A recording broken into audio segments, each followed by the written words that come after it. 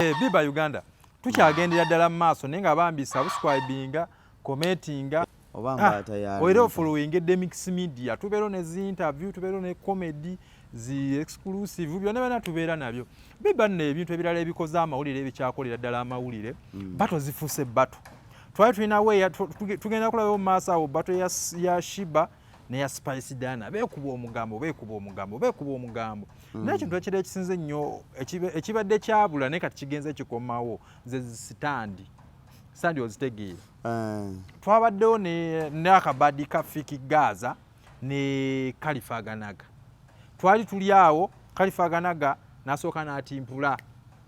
gundi Fiki Gaza n'atimpula Khalifa Ganaga oluyi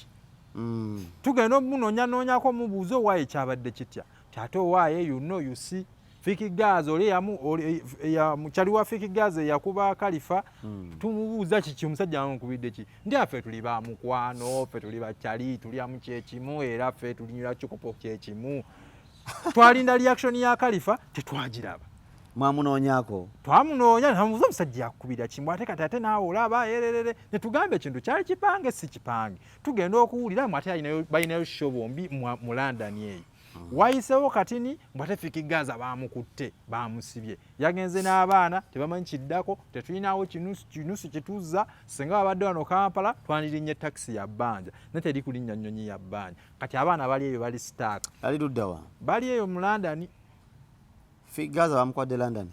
mutebamanyi ne waali bamubuuzizzaawo yabadde asula bamenyeewo bamenye oluvenyi luggi ne bayingira yeewambye teyeewambye kwegamba tuli awo bintu ki byogera nga gwe omuyimbi kozo stand ezikolebwa no industry ebeekula naye lwakuba nti ebeekula mu ngeri enkyamu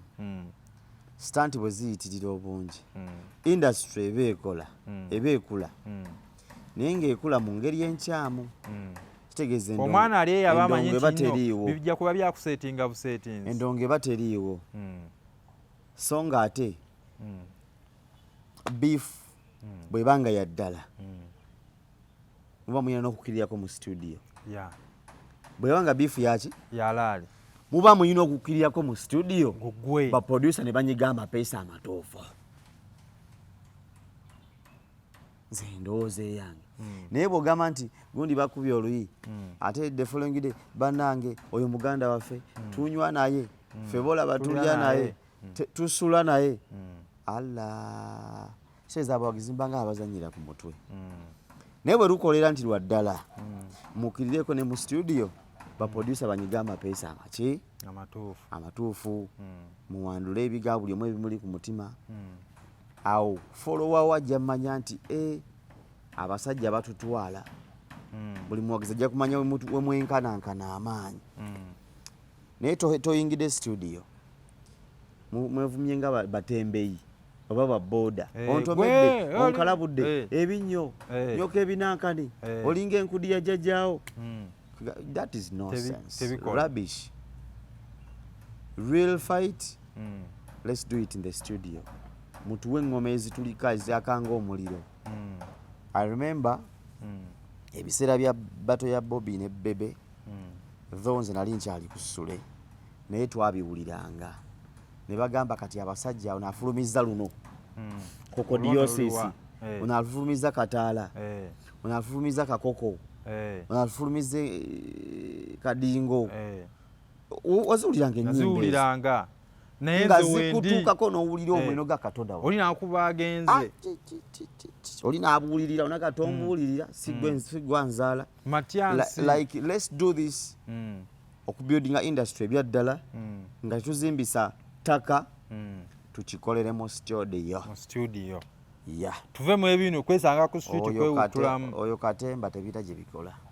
bisobola ohypingamu kulinnya naye nga giryambukidde ku speed era gye likomanga lizikira so tebigatta mudde mu studio kati abayimbi bakolenya biseera ebirala okugjawo ebyo byokusanga okutegeka zi standing ezo omuntu obanga kale omuyinako obuzibu you're free to say it in media noga akasajja awo kankola bubi ABCD naye obubaka okubuwulira obulungi buteeke mu luyimba Katola agundi ya Spice ne Shiba bw'owuliriza lines abakazi abo ze bayimba sipimika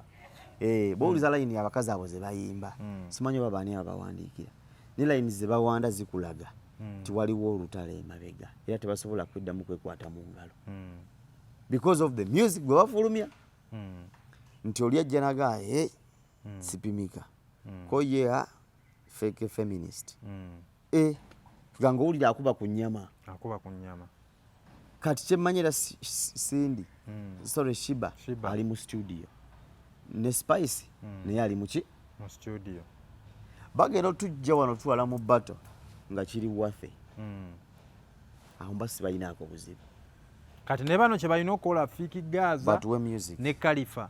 Khalifa abadde ya specializinga nnyo mu kuwandiika ne mu kuproducing aveeyo wali ekitone kye aveeyo byawandiika biyimbe aleme okuwandiikira abalala okuvayo ku kuluma kati Fiki ye tamanyi nti Fiki Gaza tamanyi nti bwekuba kulwana nti yalwanye na writer yamanyi yalwanye na muki na muyimbi adde mu music Khalifa walina otulagiraawo aveeyo adde mu music tunyumirwe endongo kigenda kulekawo abafaani baabo abayimbi bafaani ba Khalifa n'abafiki bafaani bo basigalawo ayino kankubulira ekintu bo tebalwane kankubulira ekintu kimu bafaani baffe be bamu teriyo gwogamba mbu ono wa Fiki Gaza yekka tasobola kuwagira ku luyimba lwa Khalifa no sinzira ku ngeri gy'oba waddemu music era bafaani bano the way you handle them the way they support them naye nga be bamu era be bajja mu bivulu byaffe bo bafaani baffe aba Uganda sibalabanga nako mu nsi ndala bo bafaani baffe balungi nnyo era bafaani baffe mutukoze bulungi nnyo nti buli kyetuleeta mwaniriza buli muyimbi wa Uganda kyaleeta bakiwagira era bakiwuliriza ekitujjamu ye mpakeginga n'obutakola research kagane tuba nga kitubawo olumu tekiri waffe tekimalaayo nnyo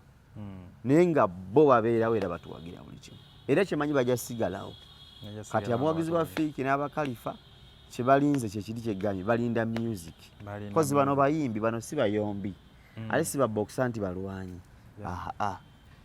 bo balina okwekuba omuziki batuwe endongo ffe tudde wali tukajjale yaman kirekawo abayimbi bano abato abajja obuzzi kibalekawa era kibawa somo ki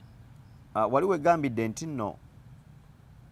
kiba kikuwa lift ey'amangu nyali kikussa era ye muyimbi omuto nti bwakula ng'akiraba ajalooza bw'apanga stand ekola malya ga nsimbi tebikola byalikoze nga muli mu ndongo ne bagamba Khalifa ne Fiki bagenda kubeera ku stage emu bayimbe ennyimba bwe ziti ng'ono alutwalira muno awo music abajja kunyuma ne bafaani babajja kunyumirwa ate omuyimbi ye omuto kimulekawo bikuba nga byabaalaba biba bikyamu biba tebiri designed ku standard byalina kulaba nti bwe biba bato olaba kati olaba nnyumya bato ya Bobby ne Bebe nga saaliwo naye njinyumya because nagiwulira kisegeze yali rio era nange bwe ngamba nti gundi yampalana tusobola okugamba nti katudde mu studio buli omu asakate munne just netukola ennyimba nga nnyanya tugenda okuvayo nga buli omu ategedde ani yaani kati kyekintu kye tuba tusuubira